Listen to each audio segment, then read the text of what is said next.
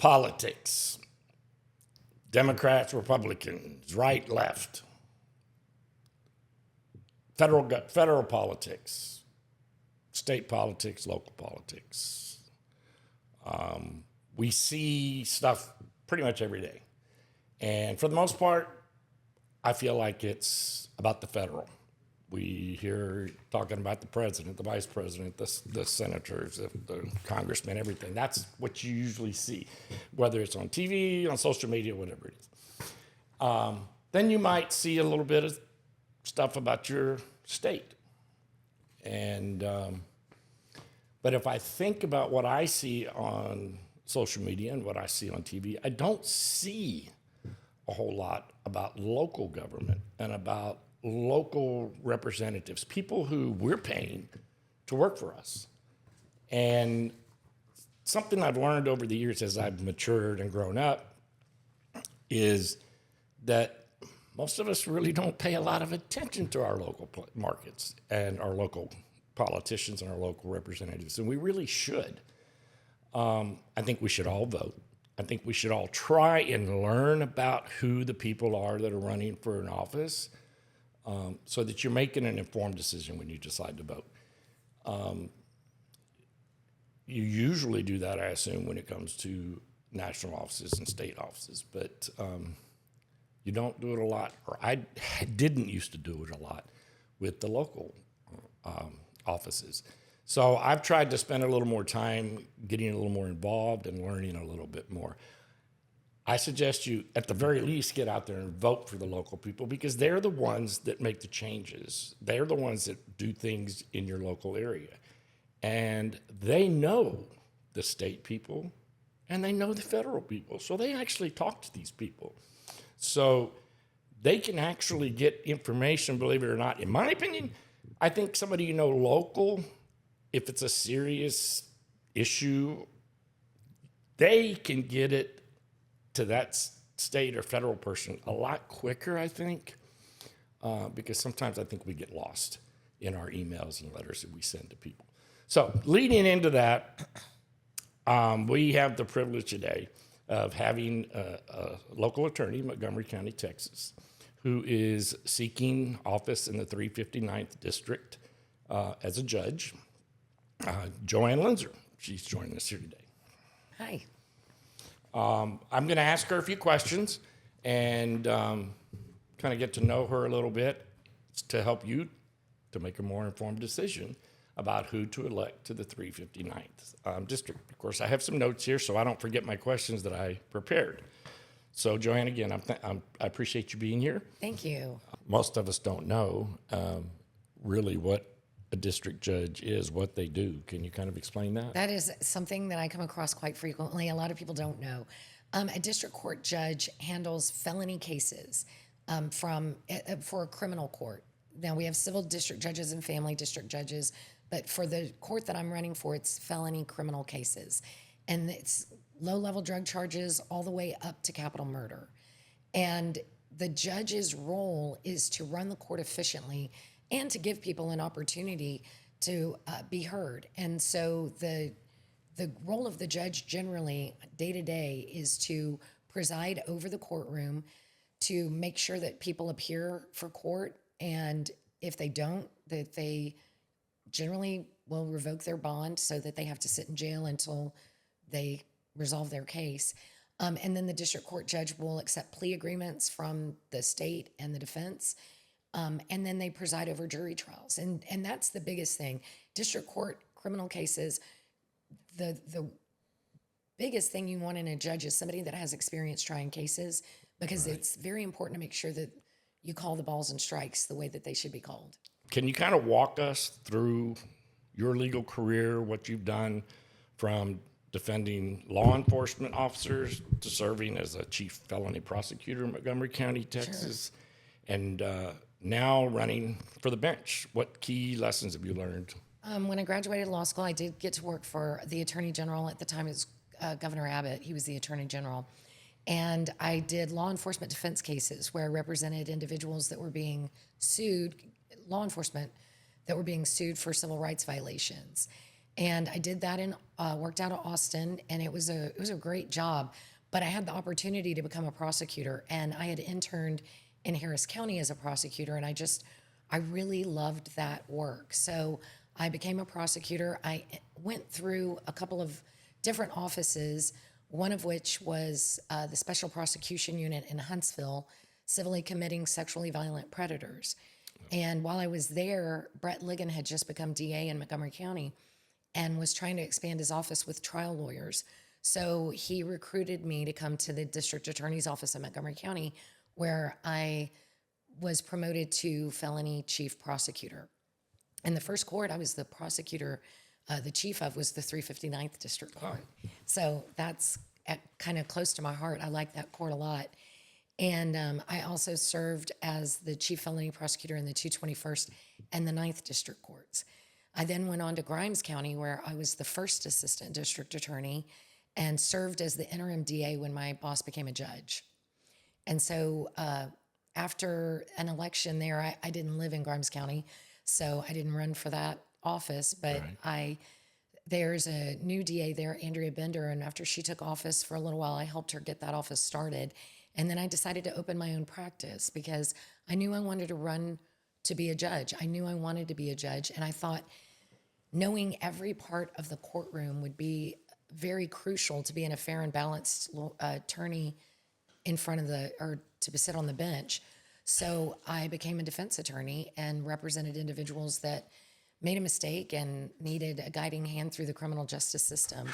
And while doing that is when I decided to run for judge. So I've learned a lot about trying cases, about the courtroom, and about what it takes to be a fair and impartial ruler.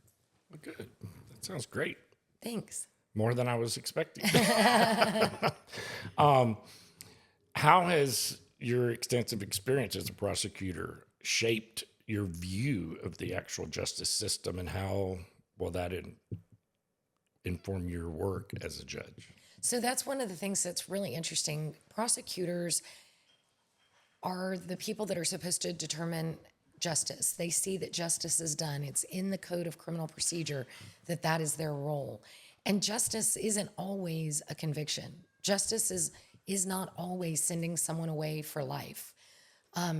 What I learned being a prosecutor is, number one, we have to make sure that we uphold the Constitution so that an arrest that might be made is a good arrest. The evidence collected is collected properly. And if you talk to any law enforcement officers, they'll tell you that's what they want to do. They don't want to do it dirty. They don't want to do anything that's illegal or wrong in the pursuit of that justice. And the district attorney's office is sort of that gatekeeper. They make sure that cases are investigated properly and they're done right. They also help make sure that if someone is a repeat offender, that information is brought in so that they can take that into consideration in the punishment of that offense. The district attorney's office has the opportunity to either pursue a case and take it to trial or to plea negotiate a case. And there's many times where a person might just make a mistake. Maybe they have a drug addiction, or maybe they have a mistake that they made and they feel remorse for what they've done. Or maybe they have a mental health issue that wasn't part of what happened there. Like, we have a lot of folks that suffer from PTSD from their service as a veteran. And the DA's office and the courts have created a veterans court where people get an opportunity to go through that to try to address their problems so they don't commit any crime. And so I think being a prosecutor, I got the opportunity to really evaluate cases and see which ones were cases that needed the book thrown at them, or maybe they needed an opportunity to get redirected so that they could become a contributing citizen. And the other part of that was that I have a heart for, that was a big part of my job as a prosecutor, was handling victim cases. The end of my career as a prosecutor, I primarily handled child sex cases. And those were cases that I took very seriously, to sit and talk to a child about abuse that they had lived, and then to have an opportunity to let their voice be heard. And sometimes kids that no one ever believed were finally believed by a jury. And that was a pretty powerful thing. So I think all those things have shaped me in a way that's allowed me the balance to be able to listen to a case and be able to evaluate that case and determine what should happen. Because the scales of justice are that symbol of our courts for a reason. It's that balance. And I feel like all of the experiences that I've had, whether it was the prosecution or the defense, has allowed me that balance. I'm sure that dealing with the children in those special, I shouldn't even call it special, those unfortunate circumstances that those poor kids went through being assaulted, that had to be tough on you. It was. And one of the things that I think sometimes as attorneys, people forget is we have some months, sometimes a year, to work through the case and understand the facts of it. And those jurors that come in and they have to sit and listen to things that a child should never have had to go through. It has an effect on the jury too. And so it has to be handled with care. Everything about those cases have to be handled with care. And yeah, I think it takes a toll on everyone involved. I feel blessed to be able to compartmentalize that. You know, I've sat down with kids and listened to their stories and heard them cry or be angry about what happened and then gone home to my family and made dinner. You know, Right. You just have to be able to do it. Yeah, that's amazing. Yeah, I wouldn't want to do that. Okay, I'll go with another question here. I've seen where you've emphasized applying the law as written and respecting the Constitution. Yes. And you mentioned that a little while ago. How do you balance the strict interpretation with fairness in the cases where the law may be outdated or unclear? So the place for a law to be changed is at the legislature. And so there are cases that come before judges and a law could be challenged. And if that is the case, then what we do is we look at the precedent that was set by the courts in previous cases and do our very best to determine what the intent of the legislature was when they created that law and to determine whether or not that law lines up with the Constitution. So it doesn't happen often, but it happens on occasion where there is a law that is determined to be unconstitutional. And it's up to the judges in the courtroom to take a look at that law and the way that it was written, the intention behind it, and then any other cases that have come down from the Supreme Court or the Criminal Court of Appeals in Texas to determine how we judge in those cases, how we rule in those cases, and to ensure that the ruling that I would give from the bench would be consistent with what was the intention and what our precedent was set by the other courts. Interesting. So how will you ensure that your decisions are impartial and not influenced by political pressures or public pressures or opinions out there? You know, I feel like most of my life, I've just lived in a way that you want to do what's right. My parents were very good about teaching myself, my brother, my sister, the golden rule, do unto others as you would have done unto you, about treating people with respect. And so when you look at a case in front of you, it's really about the people that are involved there in the courtroom. And you have to take that case and give it the respect that it deserves and to do the thing that is right. If you have a judge that's influenced by people, those opinions could change in a minute. And that's a dangerous place to be. If you let yourself be influenced by outside voices, then you lose sight of what is right. You lose sight of the Constitution. You lose sight of the values that our community shares. So I would definitely always want to represent the values of our community. So when I think about outside voices, those voices would be strong. When I think about the Constitution, that voice would be strong. Right. But an individual that wants to tell me how something should be done, if it doesn't line up with the values of our community and with the law and the Constitution, then I don't have any problem saying no, thank you. Oh, that sounds excellent. That's great. So I want to kind of move on to public safety. You, as I've read, have identified public safety as a priority for you. So how will that inform your approach to bail, sentencing, probation? Yeah, that's a great question because we saw Republicans in in Harris County lose their foothold over the years. And what that caused is kind of a revolving door of criminals who kind of get in and out of the criminal justice system down there only to commit more crime. And it especially got worse during COVID, where there were bonds that were given that were called personal recognizance bonds, meaning a person just has to promise to show up to court. They don't put up any money. They just make a promise to show up. And those kinds of bonds are not appropriate for violent cases, but that's what was happening. And you may have seen unfortunate news stories where there were people that were getting arrested on really violent crimes and going out and committing another crime,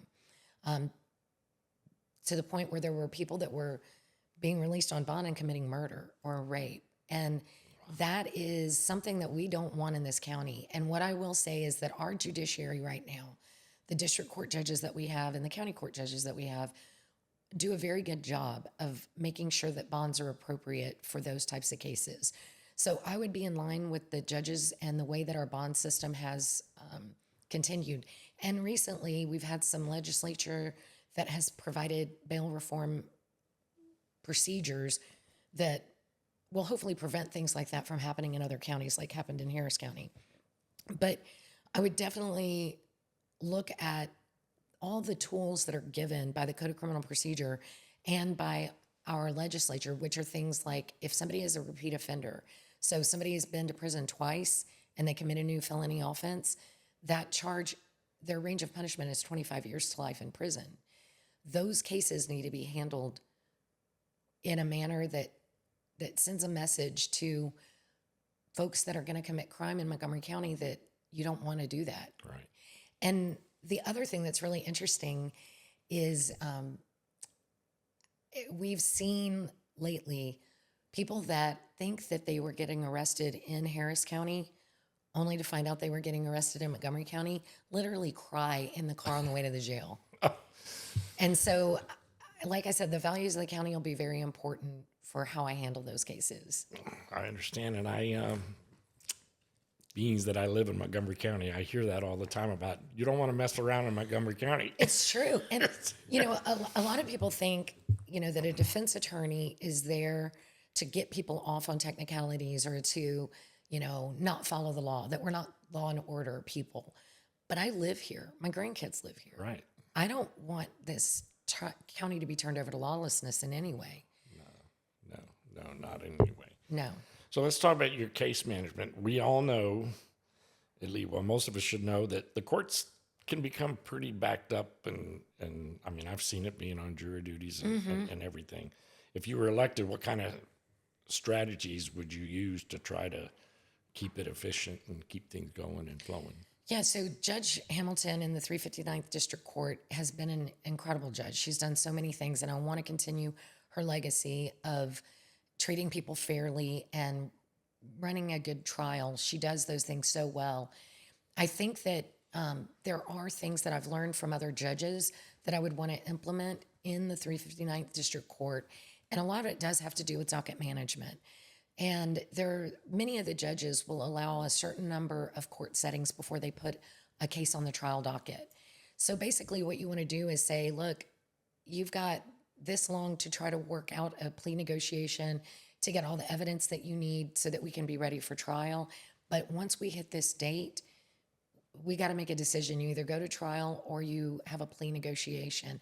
And once it gets on the trial docket, we need to make sure that there are times available to try the case. Right. And so I'd make sure to implement, a new type of scheduling in the 359th, and to make sure that the lawyers know when you're set for trial, we're going to go. We're not going to just let the case sit around for a while. And, you know, there's always going to be situations like someone goes into the hospital right before a case, and so you have to reset it because you need the witness. Or somebody is out of state and we're unable to get them there for whatever reason. But to make sure that we try to work out all those details at a pretrial setting so that when we do set a case for trial, we know that it's going and we don't waste a jury's time and we don't waste the resources of the county.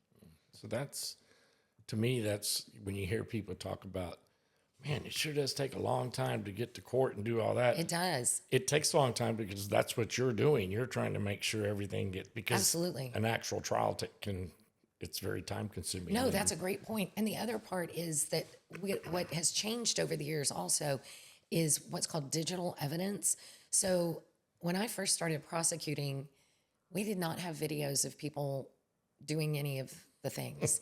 Law enforcement didn't have videos in their cars. So you could try a case because it was really just putting the witnesses on the stand to talk.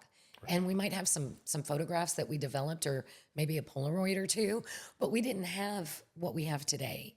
And as you know, the digital age has changed so much. We now have cell phones, right, and we have body cameras, and we have cameras in cars, and everyone has a cell phone. Yeah. So in one case where one person alleges, let's say, an assault against another, there might be a cell phone from the person charged. There may be a cell phone from the person who was the complaining witness in the case, from law enforcement officers, from neighbors, for people on the street. There might be video at a store if it happened at the store. So to collect all of that evidence, get it in a form that can be used in front of a jury and in a courtroom, it takes a lot of time and it takes a lot of effort because they have to download these phones, provide the evidence to both sides, or review the evidence. And so all of those things do take time, and I get it. The general public says, well, it happened last month. Why is it taking so long? Right. But there are a lot of things that happen to make sure that the case is ready to go. Right. And it's fair. And it's to fair. everybody. Fair. That's important. So, I mean, there are, in Montgomery County, there's very affluent people, but there's also people that are maybe underserved or you know, they don't feel that they have access to fair hearings and stuff. So understand how are you going to help make that fair for them and on your side? Yeah, so we do have an indigent defense program in Montgomery County that evaluates people who are unable to afford a lawyer and appoints lawyers to represent them. In Montgomery County, we don't have a public defender's office. What we have are lawyers who contract with the county to represent these individuals who are indigent. So a lot of people don't know that, but the person that you might hire to handle your DWI is generally also someone contracted with the county to handle indigent defense. These are really good lawyers. We are very fortunate here that we have this system because the lawyers that are representing, people that do have money are also representing people that don't. And so the quality of our lawyers in Montgomery County that represent our indigent defense are excellent. And the court, generally an attorney, because of that, doesn't look at one lawyer and go, oh, that's a public defender. They don't know if you're retained or if you are appointed on a case. And so a lot of times there is no obvious difference in the courtroom between those two people. Now, on occasion, in a felony court, a person will decide to represent themselves. The law says that they have to have a lawyer or there has to be a hearing in order for that person to be able to represent themselves. There's a case called Ferretta, and that it demands that a hearing is held to determine whether or not this person represents themselves. Many times judges will then appoint a local lawyer to sit second chair to be able to answer questions for that individual as they represent themselves. They can't cross-examine, they can't ask questions of the witnesses, they can't object, they can't introduce evidence, but they can be there as a resource for this person. And so I would, like the other judges, take full advantage of our indigent defense office and the opportunity to appoint someone in the rare event an individual wanted to represent themselves. So is that, is that fairly common around the country, or is that? No, it's a system that's kind of unique here. In many other counties, even in Texas, they have public defender offices. Right, I've always heard of that. Yeah, and that's an office of people, much like a district attorney's office. They're a public defender's office, and they have investigators and secretaries and legal assistants, and they have a whole staff. But in Montgomery County, it's the individual lawyer who pays for their own staff to handle the case. I learned something new today. I can go to bed now. I'm like, so how do you strike the right balance between the victim and then protecting the rights of the defendants? That's a good question too. I mean, I think that people feel like, especially in, say, a case that involves a woman that's been abused for many years by a spouse, or a child that's been abused by an adult, you feel like there's no way. I hear jurors say all the time, I just can't be fair if it involves this kind of an offense. I think, going back to what we talked about originally, having had experience handling those cases already, you kind of have to structure those things as two different roles. One is to protect the rights of the victim, and you want to do that. You want to make sure that when the case is handled, that victim gets an opportunity to come into the courtroom, to testify, and to minimize any trauma of that experience. I think that's so important. But also, you want to give respect to the person that's sitting on that defense table, because everyone has a right to a jury trial. The guilty and the innocent, they have a right to a jury trial. And we would be remiss in upholding the Constitution if we only chose the parts of it that we wanted to enforce. You can't just pick and choose those parts. You've got to do it all. So I'd make sure to take both of those in account. But I think the experience that I have handling both sides allows me the ability to be fair and just to both sides. Oh, as we've been talking, you've mentioned conservative, that you are running as a Republican in Montgomery County.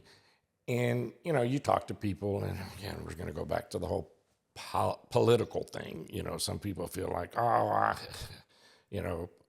Republicans think this way, Democrats, conservative, liberal.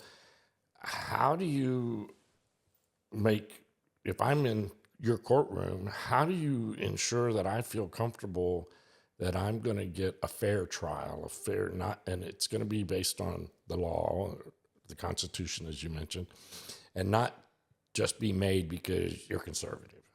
How do you do that? Well, and that's interesting, because we've seen a lot of people be concerned about Democrat judges in our county. And one of the things that we saw in an election not long ago in Harris County was the Republican judges were replaced by a bunch of Democrat judges. The biggest issue with that was that they didn't have experience. If you don't have experience in a courtroom, you don't know how to make the proper rulings. And what happened in Harris County was we had a lot of people that didn't have the right experience to be on the bench, and they ended up making calls that were not best for public safety. When someone appears in my court, I won't know if they're a Republican or a Democrat, but I will know how to follow the law, and I will know how to interpret the law in a way that is just fair and just. I hear you, and what you said in the beginning takes me back to some experience in my lifetime with not me personally running for office, but someone running for justice of the peace. And I'm assuming the law is still the same in the state of Texas, that you don't have to be an attorney to become a justice of the peace. And I can see that as good and bad, but I immediately start thinking about experience. If you've not had any experience as an attorney or dealing with judges in the courtroom, you might struggle. I'm not going to say you can't do the job, but you just might struggle. So that's interesting. That clicks with me. So you're responsible as a judge of basically operating your courtroom, your court. Yeah. So what do you have in mind? Any kind of changes? What you might want to do to improve the operations of the district itself? Maybe how many hours are being put in? Sure. I don't know if there's overtime. I don't know how that works. Digital stuff, scheduling. Yeah, so that's good too. So the 359th District Court is a court that it's called 359th District Court because it was the 359th court created as a district court by the state of Texas. So it doesn't have a specific district that it represents, which can get confusing. So anyone in Montgomery County can vote for this district court, and anyone who has a felony could potentially find themselves in this district court in Montgomery County. So that's something that is kind of confusing to people outside of the court system. But as far as things to make sure that it ran better, obviously, I want to make sure that we are efficient with the county's resources. And going back to you talking about trial work, if we can dispose of cases in an expeditious way, what that does is it cuts down on work that has to be done by other departments in the county. So for example, if we have somebody that is able to be, their case is resolved by probation, but they're in jail, we need to make sure that we have consistent jail settings in the court. And by that, I mean like 2 to 3 jail settings a week where we bring people over that have cases that are set so that if those can be disposed of, we can get that case, either that person goes on to prison or that person goes to probation and they don't take up a place in the jail because that jail is overcrowded. Our county is growing and we need space for the people, unfortunately, that are committing crime. I mean, when the county grows, unfortunately, our crime rate grows. Right. And there has to be a place to house those people, and that jail hasn't gotten any bigger.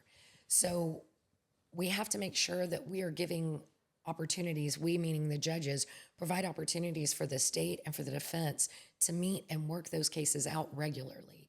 So I would have consistent jail dockets, I would have consistent bonded dockets, and make sure that I set a specific date for hearings so that individuals who have a motion to suppress evidence or a motion to revoke someone on probation or a motion to discuss any aspect of the case or the trial would have a specific day that they could plan to do that. And being consistent allows everyone to work more efficiently. Right. Everybody knows what's going on and when it's going on. So how do you plan to stay connected with and responsive to all of us in the community that you're serving as a judge? You know, running for judge, this has been amazing to realize, you know, I've been here for a long, long time. And to realize how many friends and how much of a network I have all over the county has been pretty eye-opening. It's pretty cool. But I would continue to do a lot of the things that I've always done. And that is go to the Republican events, go to the chamber events, go to the charitable events, and just listen to people and what they have to say. I feel like I'm pretty approachable. I feel like if somebody has a question, it hadn't stopped anybody from reaching out over the years. And so I would want to continue to have that accessibility to people so that I can keep in touch with what's going on. That's good.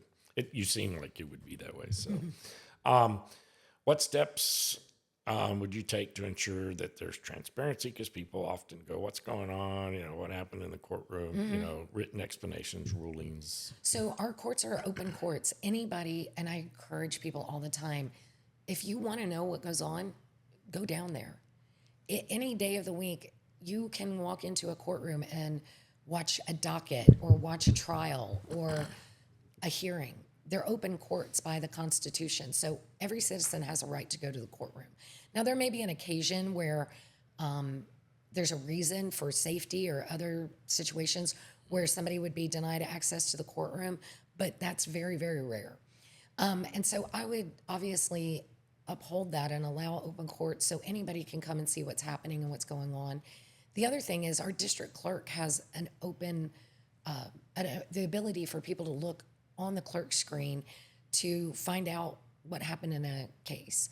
So they can see any kind of docket entry. They can see any judgments that happened, any motions that have been filed, rulings made on those motions.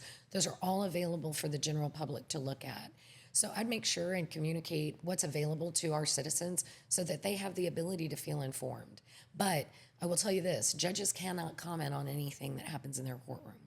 So a judge is, if somebody's upset about a judge's ruling, let's say, and that person blasts that judge on social media and says, this was horrible and you did the wrong thing and this isn't what you should have done, the judges are not allowed to respond to any of that. So even after the fact, you can't? Even after the fact. Huh. The rules of ethics bar the judges from making any comments. So if there is something that somebody wants an explanation for, they more than likely will not get it from that judge.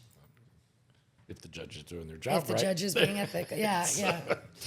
Okay, I got two last questions Sure. for you. I don't want to take all of your day from you, but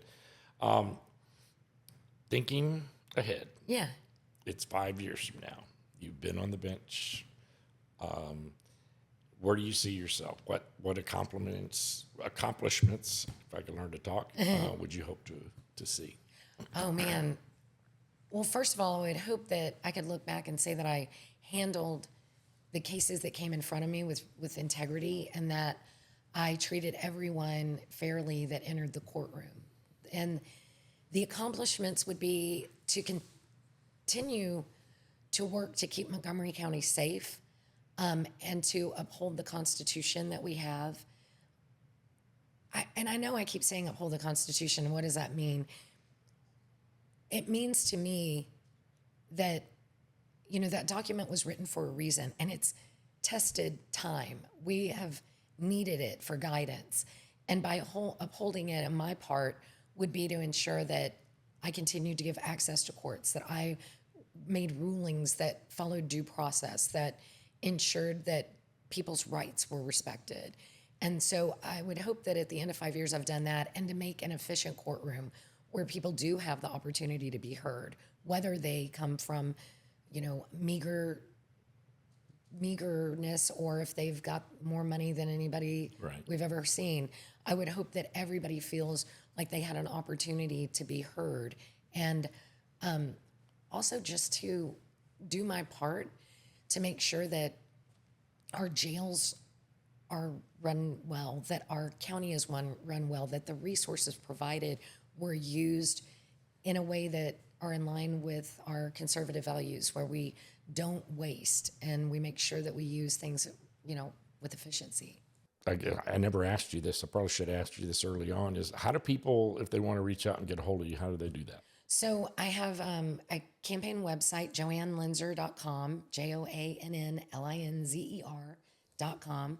But also, if anybody wants to email me, I've got my work email address, which is linzerlaw.com, and I'm happy to hear from anybody.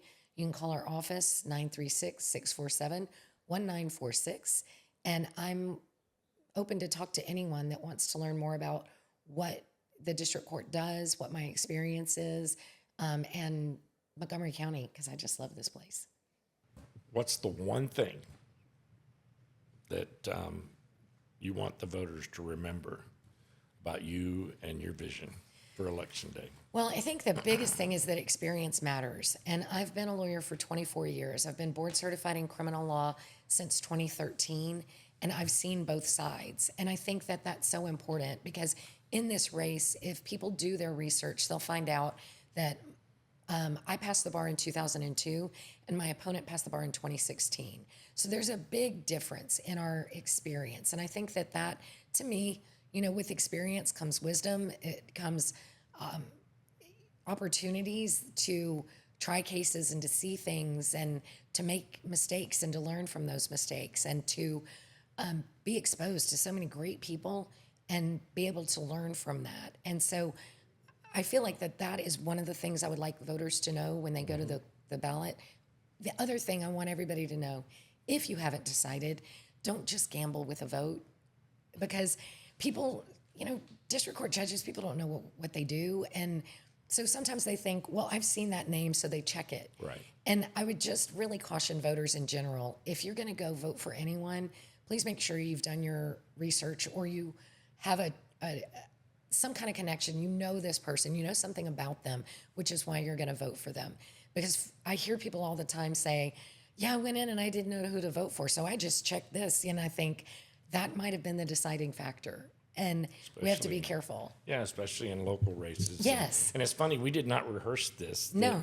She just said what she said about making sure you know what you're doing, get involved in your community, learn about who your candidates, your judges, who the people that are running. Because I'll be honest, I've gone into the voting booth before and I didn't know who to vote for and I left it blank because I felt it was better for me not to vote than to vote for somebody that was the wrong candidate. So if I hadn't taken the time to learn what was going on, then I felt like that was the best choice. So again, I'm going to go back to what I said in the beginning. You don't have to be involved. You don't have to get into politics. You don't have to go to all the chamber meetings and everything else. But get out there and learn about your candidates. If you want to get involved. But use your local officials to help grow wherever you are. It doesn't mean Montgomery County, Texas only. It's anywhere in the U.S. Get to know your people and use it to help your community to be better, your state to be better, and this country to be better. Jo Anna, I really appreciate you coming. Thank you. And enjoyed visiting with you. Thanks, Steve. Thanks so Appreciate much. it.